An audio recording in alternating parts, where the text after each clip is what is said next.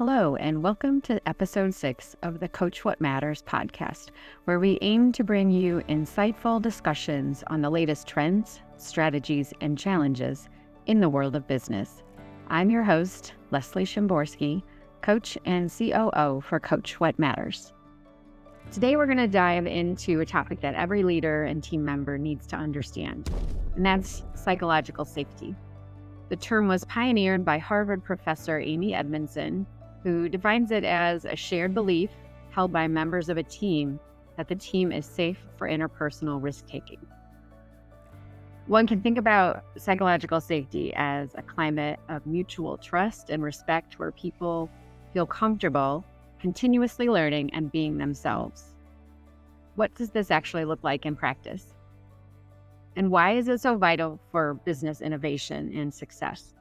To explore ideas around the topic, I'm thrilled to be joined by Cesar Flores, a business coach and expert in this very field. Cesar, thanks so much for being here today.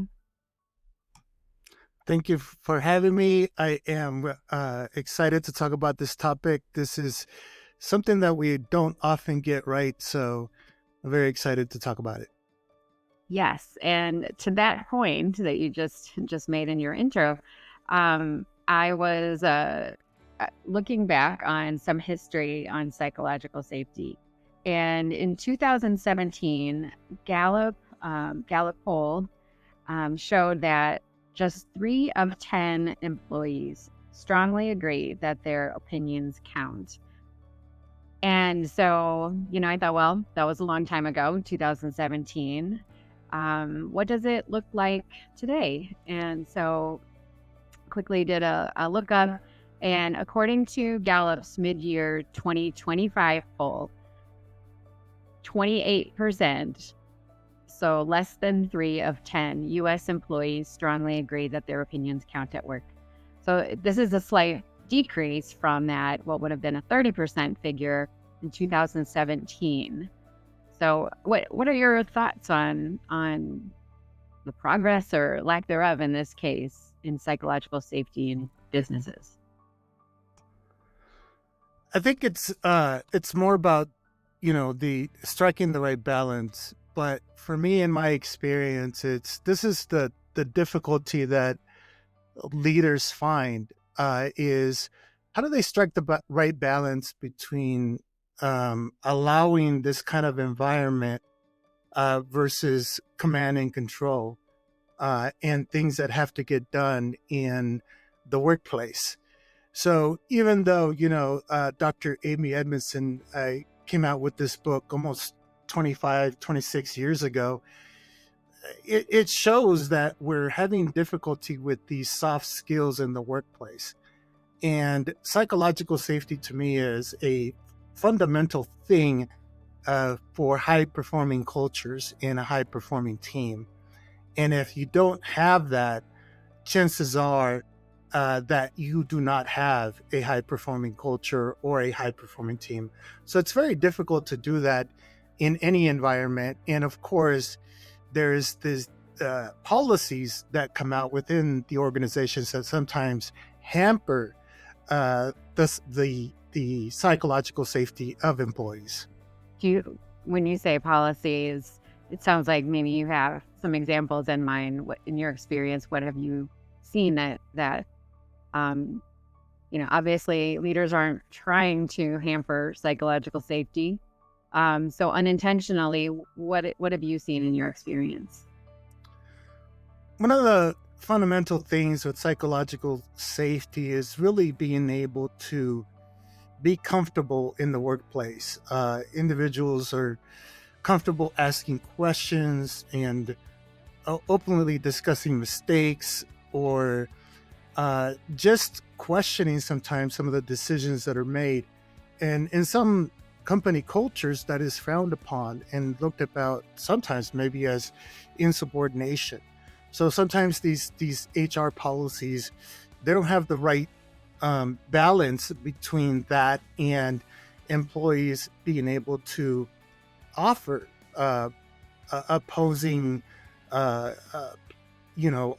ideas and is viewed upon like something as negative, depending on the culture.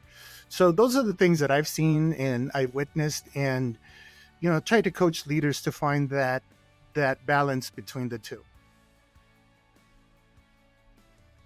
So when you define psychological safety, what does that mean to you? If you maybe to a business leader who wants to examine his or her own organization, where would you start?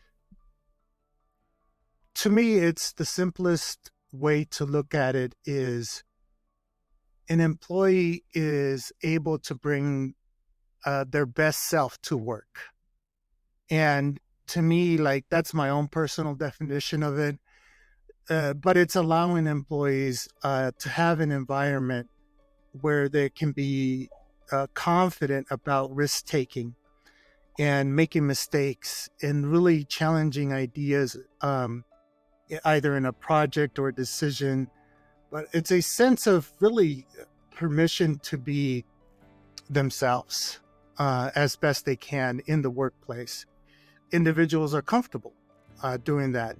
They offer opposing views, perhaps, but also they have great respect for others. In the best place where I've seen psychological safety work, there's this balance between that being able to offer, but also accept opposing views, and also know that your ideas may not be the one that win at the end of the day. So there's this good balance between the two. So that's how I would define it. Yeah, so some may think that bringing your best self to work, that psychological safety might have something to do with, an anything goes kind of attitude, and accepting all and every sort of action, is accepted at work. What is it? Do you lean into that, like everything goes kind of attitude for psychological safety, or is there a point where we maybe take it too far? Yeah, and this is the balance that not only leaders but employees themselves find a very difficult thing to strike. So it's a balancing act, right? So psychological safety does not mean that you overshare, for example. It does not mean that your ideas will win at the end of the day. It's not a license for people to whine about their work.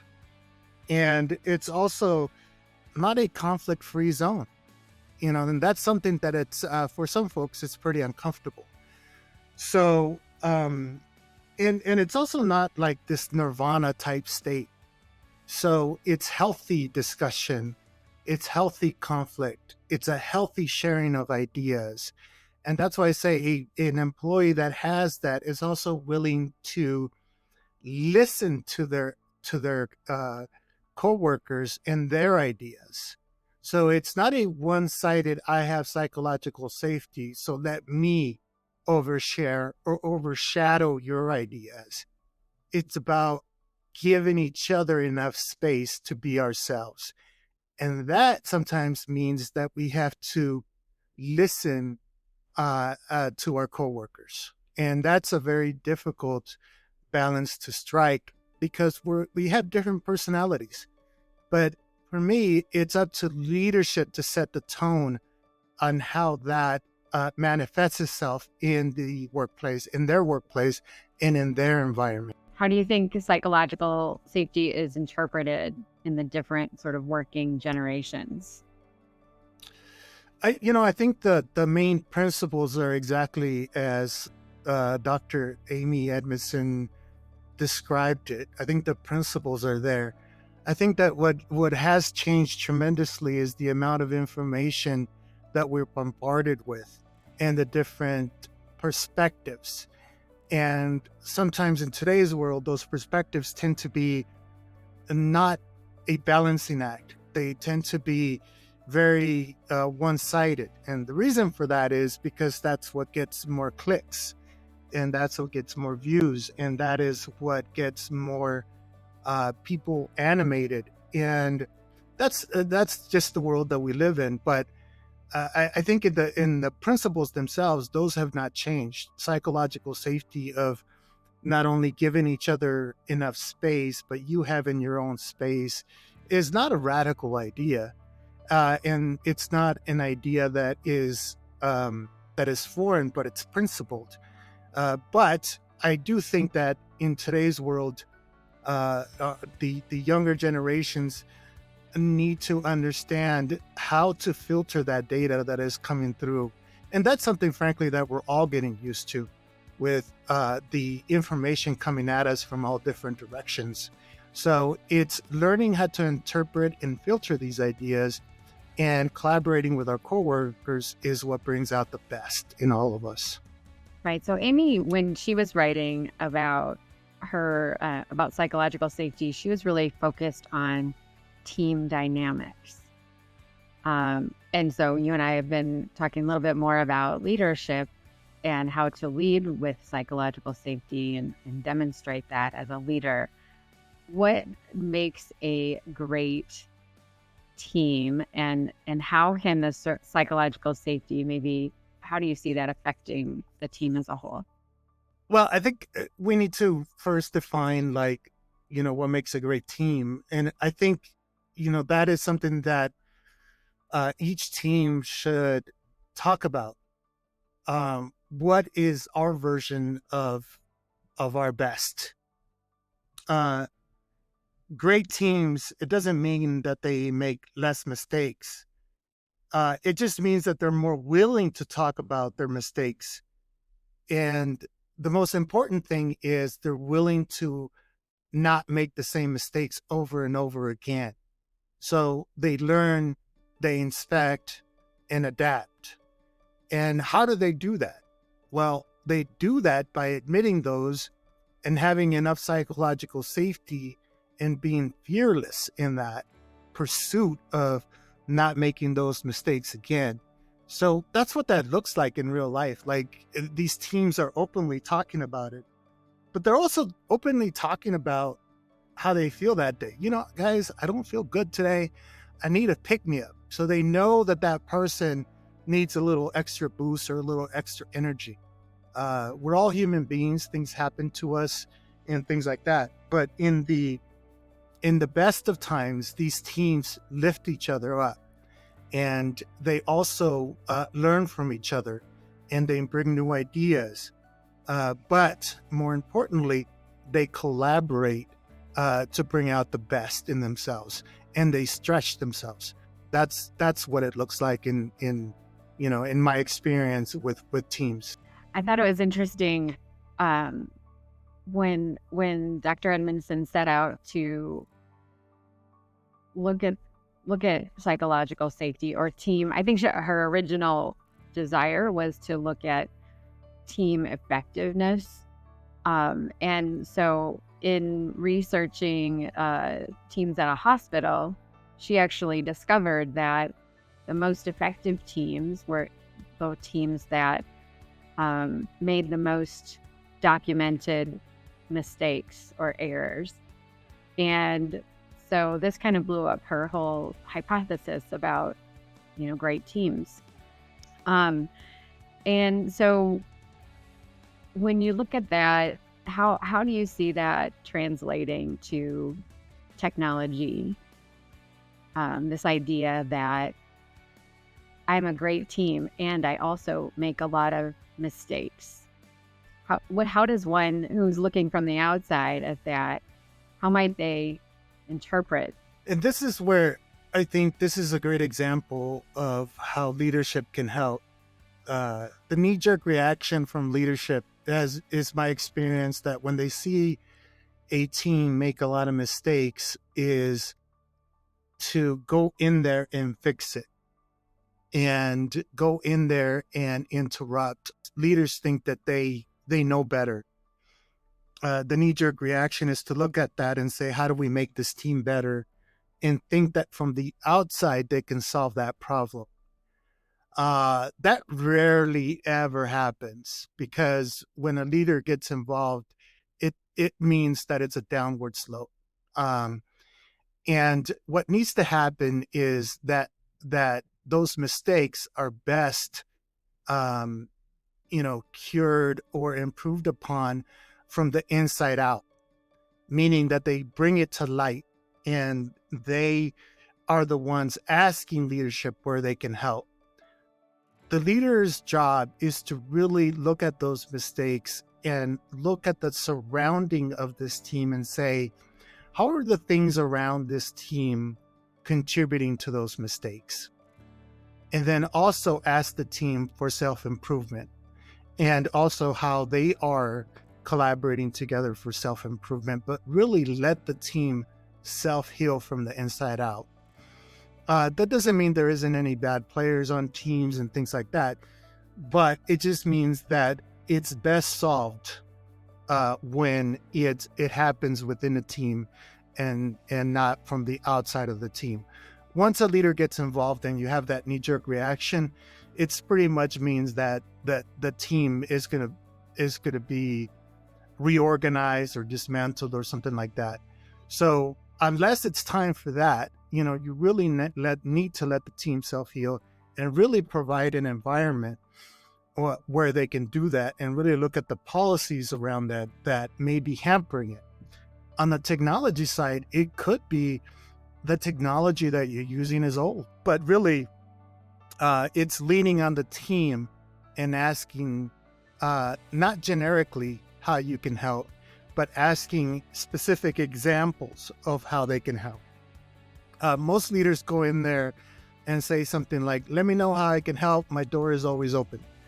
That is too generic and too ambiguous.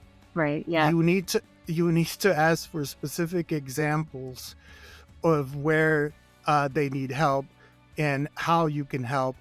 And also having those personal relationships with those individuals is extremely important in order for you to be able to do that. Right. Humans are driven by a subconscious self-preservation. And if someone comes in with sort of shallow words like, just let me know how I can help, the natural response is to protect yourself and say, oh no, we don't need any help. We're going to fix it. And, this is like cultural. It's maybe how your parents dealt with things. It's maybe a former company that you worked for. There's all kinds of reasons why people self-preserve. And that's why I like what you said about finding real ways you can help. So what does it look like if what do you think might be happening if a team rarely has mistakes or rarely shows that they're, sort of missing the mark? From the outside, this might look like a great team, that high-performing team. My experience tells me that 99% of the time, that type of team is not stretching themselves and they're not learning. They're extremely predictable in the kind of work that they take. Perhaps they're working on an older technology and they keep doing that and they keep doing repetitive things. But it doesn't mean that they're making themselves better. It doesn't mean that they're improving things. It just means that they've gotten really comfortable. And to me, it could be something you need, right? Like you need to keep this technology up. So you have a team working on it for a period of time.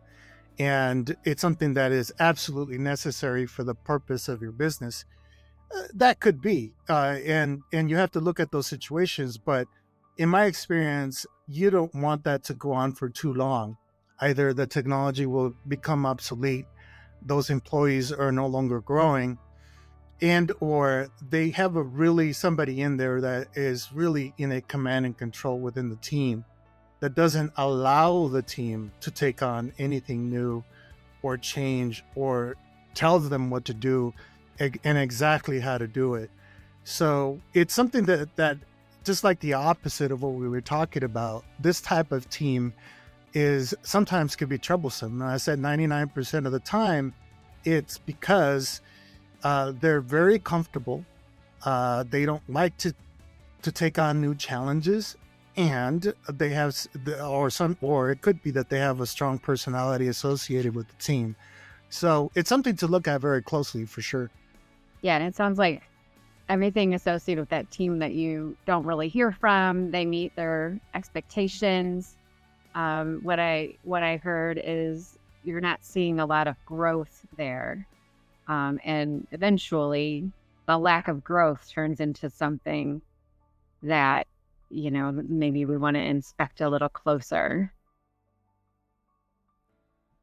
Yeah, absolutely. There's the teams that have that type of, or you notice that kind of thing where they're not making mistakes and all that other stuff, is also a team that struggles giving feedback. Mm-hmm. That is another thing that I would look out for, is what type of feedback is that team giving. They're not comfortable being vulnerable, and that's what that means. And so you need to look at that and say, does this team have psychological safety? And they need to be in an honest pursuit of the purpose of the business as well. Yeah. So one of the things that we often talk about is starting with leadership. At Coach What Matters, we often, that's how our framework begins, is with the executive leadership. If I'm a leader, how do I demonstrate openness to a psychologically safe environment? What does that look like for me as a leader? Yeah, one of the great questions I ask of leaders is, who owns that employee experience, and who sets the tone for that experience? And that is where leaders need to start in setting the culture and environment. And yes, it trickles down into employees, and employees need to take ownership. But leaders are in the position to hire those employees in the first place and bring them in and setting the tone for the kind of environment that they want. And it's in providing that business context for why you want that kind of environment. Leaders need to be able to do that, and be able to do that in the onboarding process, not afterwards. It really starts in the pre-interview process, with potential employees. You want to set the tone, and you want to set expectations, and you also, hiring an employee is a joint thing, right? Do I want to work for this company, and does the company want to hire me? As you go into the employee experience, it continues throughout that employee's career, and leadership sets the tone for that. And that's what I mean. It's already striking a balance pre-day one. And that's what it looks like for me when I'm talking to leaders, and taking ownership of that, and then empowering employees that come in to take ownership. So that makes me think about you've said a number of times today, this concept of balancing leadership and psychological safety, performance and psychological safety, being, some might say politically correct and psychological safety. There's lots of different nuances of speaking up, being heard, raising the flag, and performance. So how do you balance psychological safety? And if I'm a manager, there's also performance standards. And so like you're in this tricky situation where you want to maintain a psychologically safe environment. You're also responsible for performance standards of your employees. And the same goes for the employee. The employee wants a psychologically safe environment, and they also want to perform, and they want to be around people that are high performers. How is that balance in your mind? One of the things that I always keep in mind is there's three things that need to come together that are related to this topic. One is, of course, psychological safety. And one of the most important things that we can do as a leader is make sure that the employee feels heard, and especially when it comes to performance and things like that. The second thing and that's psychological safety. The second thing is emotional intelligence, and that is just being self-aware, and also awareness of others and how they're feeling, but also building relationships. And the third thing is what I call compassionate candor, and that is telling the truth. And you have to be honest with your employees about their performance, and also set an expectation of that. And that plays along with those three concepts. It's not an emotional thing when an employee is not performing, and it's not and it shouldn't be something that is ambiguous. It is factual as best possible.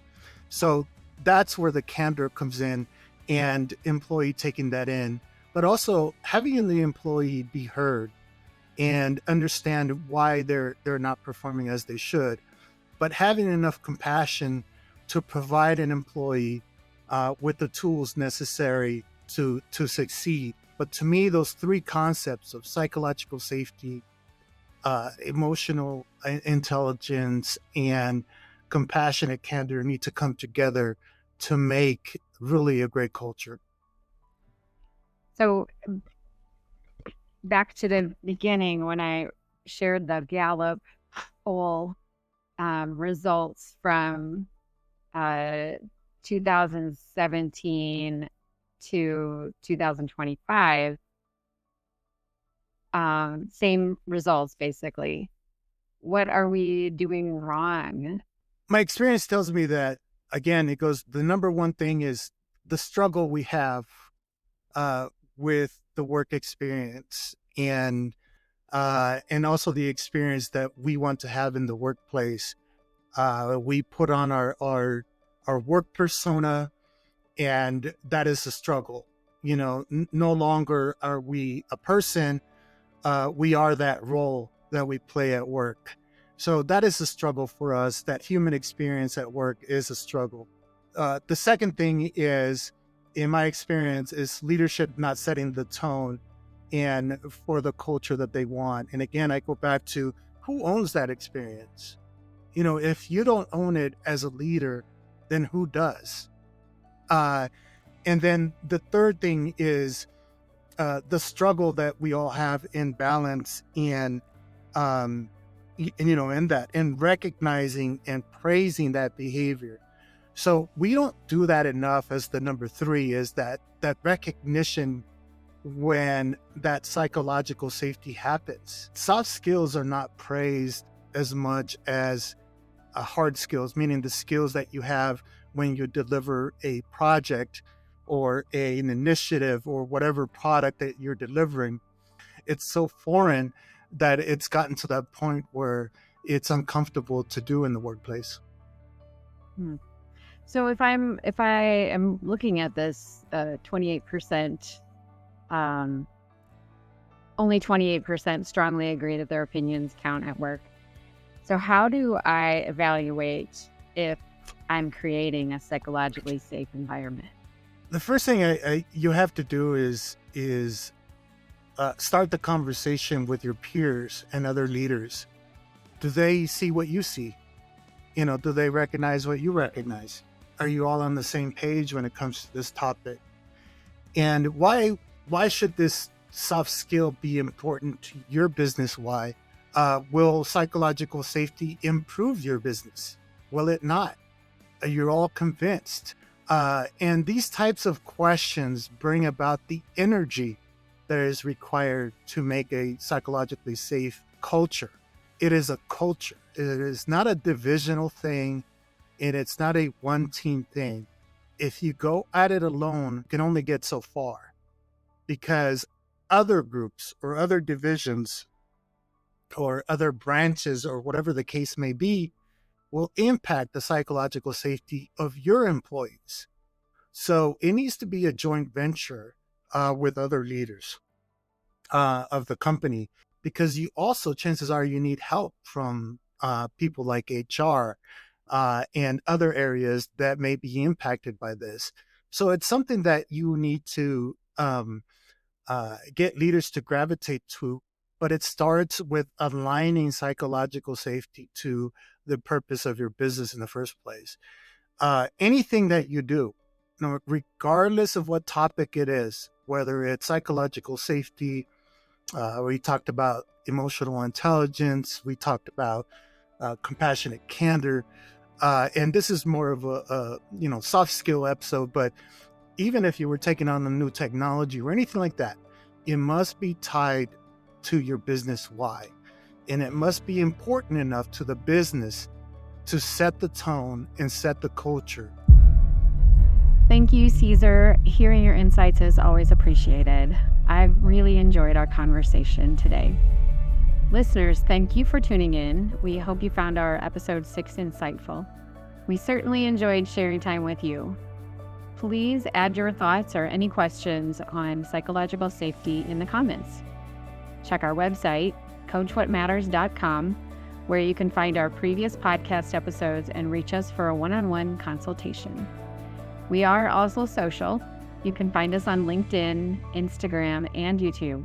So like and follow us to always see what's new. Until next time, remember to engage with what matters most.